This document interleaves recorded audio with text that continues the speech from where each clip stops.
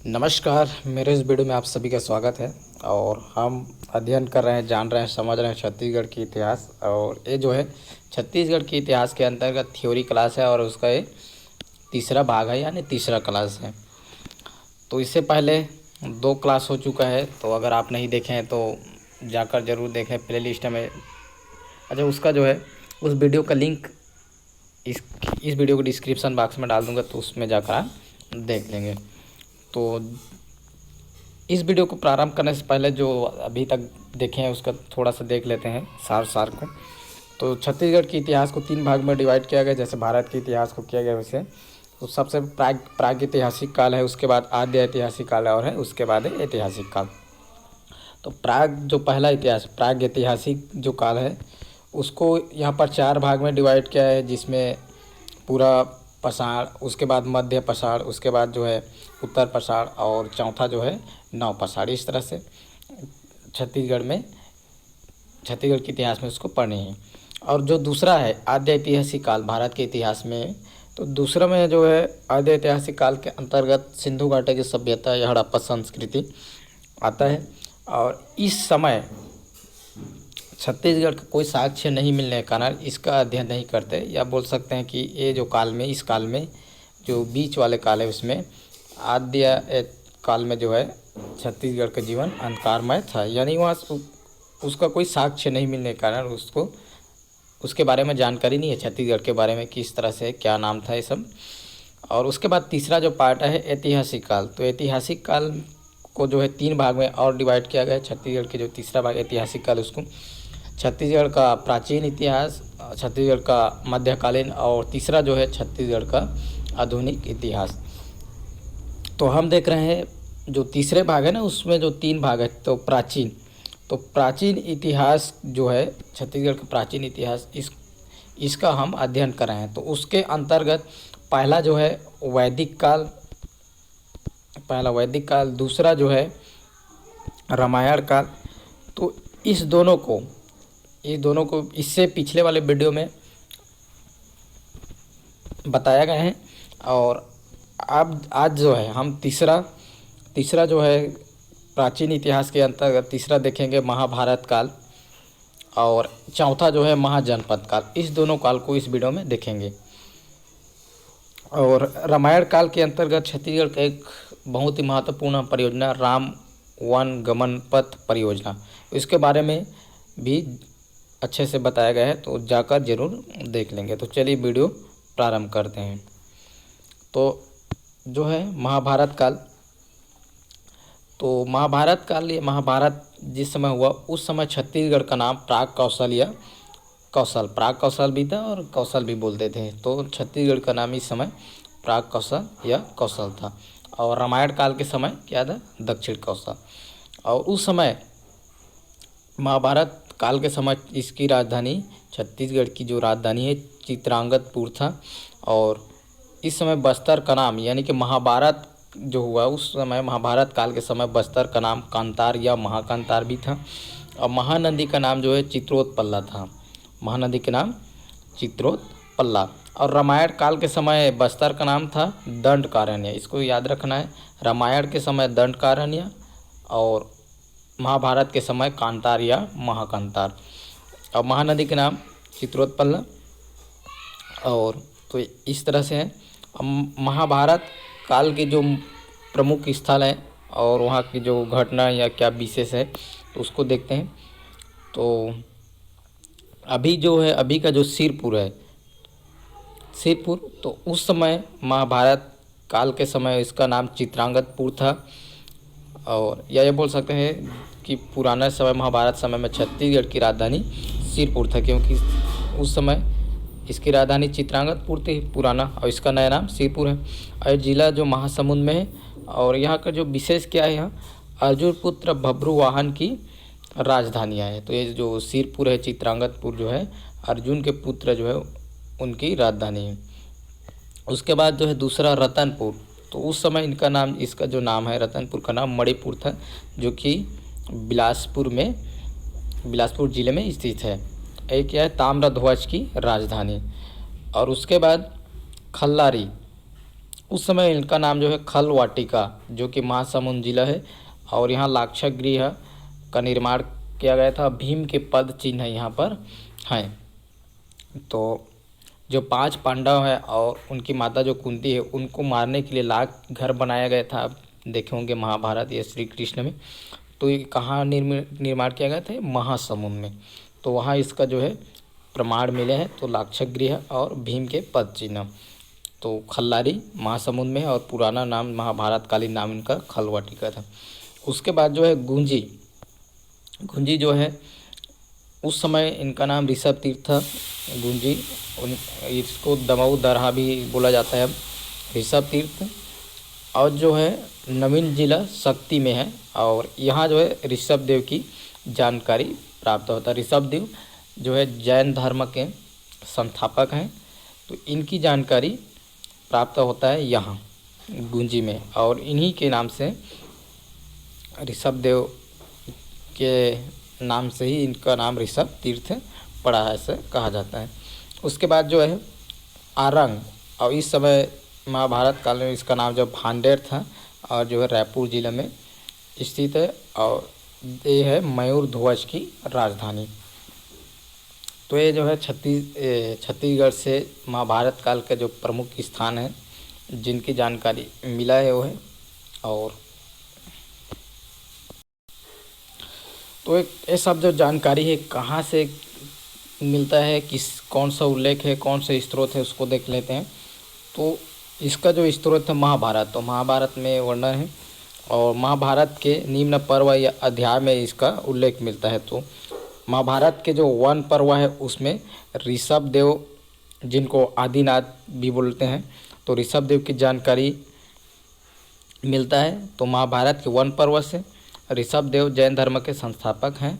और सभा पर्व, जो सभा पर्व से छत्तीसगढ़ का नाम कौशल है, इसकी जानकारी हमें मिलती है सभा पर्व। और वहीं भीष्म पर्व से जो है महानदी के नाम चित्रोत्पल्ला था, इसकी जानकारी मिलती है। तो वन पर्व से ऋषभ देव, सभा पर्व से छत्तीसगढ़ का नाम कौशल, और भीष्म पर्व से महानदी को चित्रोत्पल्ला कहा जाता है। तो इसकी जानकारी हमें प्राप्त होती है। तो ये जो है छत्तीसगढ़ के जो इतिहास के अंतर्गत महाभारत काल के महत्वपूर्ण बातें।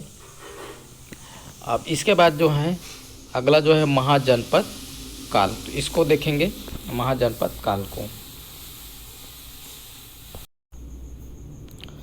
तो महाजनपद काल चौथा जो है छत्तीसगढ़ प्राचीन इतिहास के अंतर्गत, और इसका जो समय है 600 से 550 ईसा पूर्व।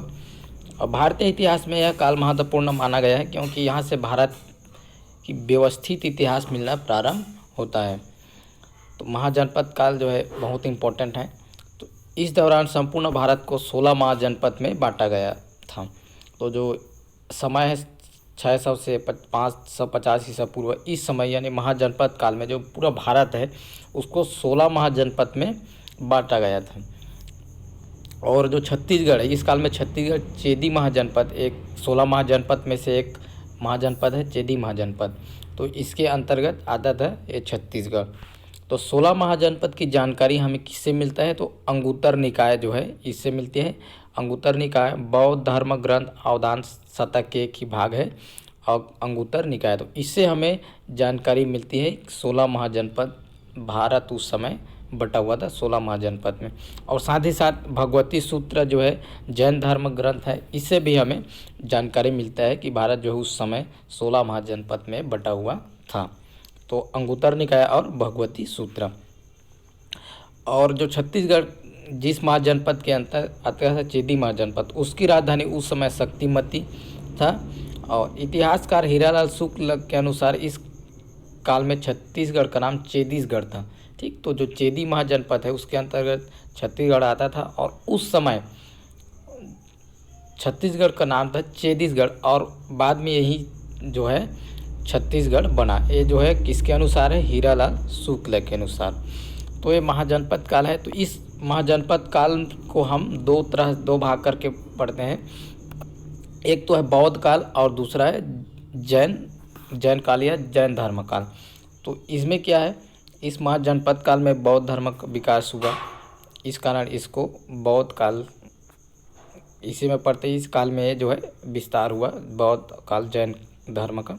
इस वजह इसको इसके अंतर्गत दो और भाग में पढ़ते हैं। तो महाजनपद काल तो पहला इसके अंतर्गत है बौद्ध काल या बौद्ध धर्म।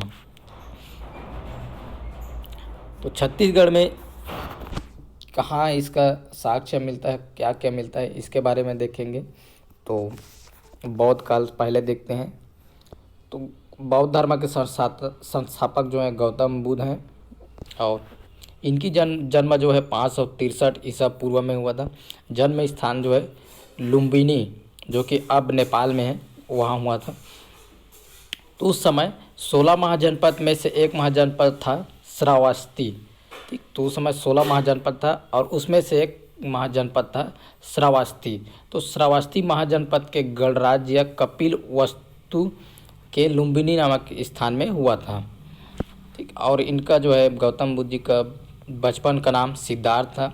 इनकी माता जो है महामाया और पिता जो है शुद्धोधन था जो श्रावस्ती महाजनपद के राजा थे। और इनकी मौसी जो है प्रजापति गौतमी थी। तो गौतम बुद्ध के माता की मृत्यु के पश्चात उनकी मौसी ने इनका पालन पोषण किया था और पत्नी यशोधरा पुत्र राहुल। तो इस तरह और गृह त्याग जो है गृह त्याग 29 वर्ष में किए इन्होंने। और गृह त्याग के पास इनको जो ज्ञान प्राप्ति हुआ उनका वो स्थान जो है बोध गया बिहार में है। तो बोध गया में तो 29 वर्ष में निकलने के बाद बोध गया आ गए और वहाँ 6 वर्ष बाद उनको ज्ञान की प्राप्ति हुई। और ज्ञान प्राप्ति होने के पश्चात जो है प्रथम प्रवचन जो किए हैं वो सारनाथ में किए हैं। तो इस तरह से गौतम बुद्ध का एक सामान्य जानकारी है। उसके बाद जो है छत्तीसगढ़ में गौतम बुद्ध, तो छत्तीसगढ़ में गौतम बुद्ध आए थे। तो इस कारण यहाँ भी जो है बौद्ध काल के यानी बौद्ध धर्म के बारे में जानकारी मिलती है। तो इसको देखते हैं।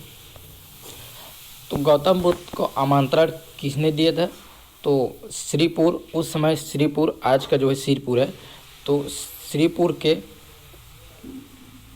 यू हो गया है तो ये नहीं है। तो श्रीपुर या सिरपुर के राजा विजय या विजय इन्होंने उनको आमंत्रित किया था कि आप यहाँ हमारे यहाँ आए। ठीक, और जो आमंत्रित किए हैं उसकी जानकारी किससे मिलती है? महावंश साहित्य से मिलती है।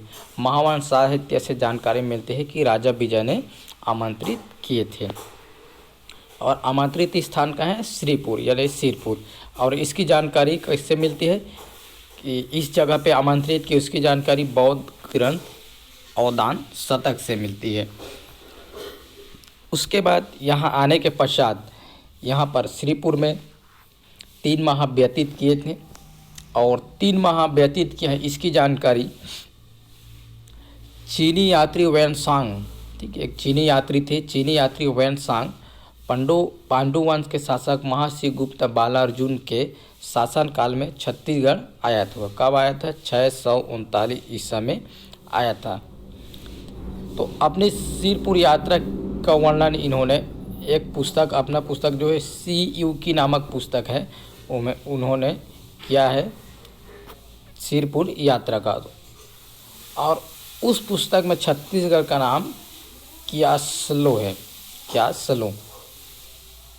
और इसी पुस्तक कौन सा CU की, इसी पुस्तक में उन्होंने उल्लेख किया है कि सिरपुर में गौतम बुद्ध 3 माह रुके थे। तो इस तरह से आमंत्रित किए हैं वो हमें पता चलता है। एक बार फिर से देख लेते हैं। आमंत्रण जो मिला है वो महावंश साहित्य से जानकारी मिलता है। राजा विजय या विजय ने आमंत्रित किए। आमंत्रित स्थान जो है श्रीपुर यानी सिरपुर है। इसकी जानकारी बौद्ध ग्रंथ अवदान शतक से मिलता है।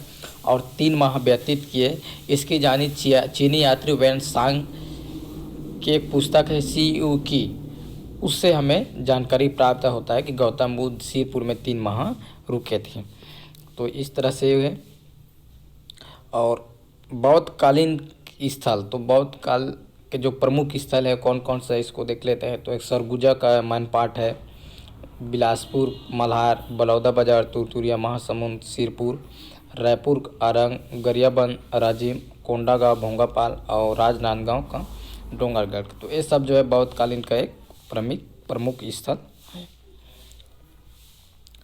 अब सिर्फ यहाँ जो छत्तीसगढ़ में इनके बारे में जो जानकारी प्राप्त किए हैं, शोध किए वो कौन कौन है, तो कहाँ किए शोध? सिरपुर में। शोधकर्ता कौन है? तो सबसे पहले 1955-56 में एम.जी. दीक्षित, इन्होंने शोध किए सिरपुर में। उसके बाद जो है 2001 में ए.के. शर्मा, और उसके बाद तीसरा जो है 2004 में अरुण शर्मा। तो ये जो है शोधकर्ता हैं, सिरपुर में इन्होंने शोध किए। और अरुण शर्मा 2004 में जब शोध किए तो 2 बौद्ध विहार मतलब आश्रम होता है, ठीक। तो बौद्ध जो है बौद्ध धर्म ग्रंथ में विहार मतलब आश्रम, तो 2 आश्रम या 2 विहार प्राप्त हुए शोध से, आनंद कुटी एवं स्वास्थ्य विहार। तो ये इम्पोर्टेंट है। अब अगला देखते हैं बौद्धकालीन स्थल का विशेष। तो बौद्धकालीन स्थल जो है वहाँ पर क्या विशेष, जब शोध किए तो क्या विशेष मिला। तो पहला है श्रीपुर महासमुंद। तो ये बौद्ध धर्म का धार्मिक या तीर्थ स्थल था। शिक्षा केंद्र, ये जो है श्रीपुर बौद्ध धर्म का एक शिक्षा का केंद्र था। उस समय 10,000 शिक्षार्थी यहाँ अध्ययन करते थे। महायान शाखा का प्रमुख स्थल और बुद्ध की प्रतिमा, तो ये प्रमुख है यहाँ से। मल्हार, बिलासपुर जिला, यहाँ भी बुद्ध प्रतिमा। तुरतुरिया, बलौदा बाजार, यहाँ भी जो है विशाल बुद्ध प्रतिमा प्राप्त हुआ है। आरंग, रायपुर, यहाँ भी। और राजिम जो कि गरियाबंद, वामन मंदिर में योगी मुद्रा में बुद्ध बैठे हुए हैं। तो वामन मंदिर में योगी मुद्रा में बैठे हैं। भोंगापाल, कोंडागांव बौद्ध मंदिर प्राप्त हुए यहाँ पर। और डोंगरगढ़ जो कि राजनांदगांव है। प्रज्ञागिरी पहाड़ में विशाल बुद्ध प्रतिमा, प्रज्ञागिरी पहाड़ में विशाल बुद्ध प्रतिमा। और उसके बाद है मैनपाट, तो मैनपाट में यहाँ बुद्ध मंदिर मिला है। तो इस तरह से ये प्रमुख स्थल है और वहाँ की जो विशेष है। तो ये बौद्ध धर्म या बौद्ध काल का है छत्तीसगढ़ में। इस तरह से यहाँ जानकारी मिलती है, सब जगह है वहाँ साक्ष्य मिलते हैं, वहाँ से जानकारी मिलते हैं। अगला जो है जैन धर्म या जैन काल। तो जैन धर्म या जैन काल दूसरा इसमें महाजनपद काल के अंतर्गत। तो जैन गुरु, उनको तीर्थकार भी बोलते हैं। तो यहाँ पर जो है ऋषभदेव, जिनको आदिनाथ भी बोला जाता है, जो कि जैन धर्म के प्रथम तीर्थकार या गुरु हैं, संस्थापक हैं। तो इनकी जो जानकारी है गुंजी दमोदर, जो कि शक्ति जिला में आता है। तो यहाँ प्रमुख रूप से इनकी जानकारी यहाँ प्राप्त होता है, यहाँ साक्ष्य मिलता है। और साथ ही साथ मल्हार और सिरपुर यहाँ भी प्राप्त हुआ है। और एक संभूतिनाथ जो कि 5वें तीर्थकार हैं, इनकी भी जानकारी यहाँ मिलता है छत्तीसगढ़ में कि आए थे और यहाँ साक्ष्य मिले हैं। उसके बाद जो है अगला जो है 16वें गुरु शांतिनाथ, ठीक। तो 16वें जो है शांतिनाथ, इनकी जो जानकारी, इनकी जो साक्ष्य और जो है भाटागुड़ा जो कि बस्तर जिला के अंतर्गत आता है, यहाँ प्राप्त हुआ है। और उसके बाद पार्श्वनाथ जो है 23वें गुरु या तीर्थकार हैं, और इनकी जो जानकारी नागपुरा जो कि दुर्ग जिला में है, यहाँ से हमें जानकारी प्राप्त हुआ है। और नागपुरा जो है जैन धर्म का तीर्थ स्थल है। अगला जो है 5वां महावीर जो कि 24वें तीर्थकार हैं, इनकी जो जानकारी आरंग जो कि रायपुर जिला से यहाँ प्राप्त होता है। तो इस तरह से जैन धर्म के जो प्रमुख स्थल है या साक्ष्य है सब है। और इस तरह से आज का वीडियो इतना ही। तो तो इस वीडियो में हमने देखे महाभारत काल। तो महाभारत काल में छत्तीसगढ़ का नाम क्या था, राजधानी क्या थी, बस्तर का नाम है, महानदी के नाम, और महाभारत काल के समय जो है प्रमुख स्थल कौन कौन से हैं और उसका पुराना नाम क्या है, क्या विशेष है। उसके बाद महाजनपद काल। तो महाजनपद काल जो है इस समय 16 महाजनपद में बटा था। और उसके बाद जो है बौद्ध काल। तो बौद्ध धर्म से संबंधित बौद्ध धर्म संस्थापक गौतम बुद्ध छत्तीसगढ़ आए थे, तो वहाँ उसका जो क्या गया साक्ष्य मिला है वो है। उसके बाद फिर है जैन काल या जैन धर्म। तो यहाँ पर जो इनके तीर्थकारी या गुरु आए थे, जैन गुरु, उनकी भी जानकारी जहाँ जहाँ से मिला तो है। तो फिलहाल इस वीडियो में इतना ही। अगर वीडियो अच्छी लगी हो तो लाइक कर देंगे, शेयर कर देंगे, और चैनल में पहली बार है तो चैनल को सब्सक्राइब जरूर कर देंगे। धन्यवाद।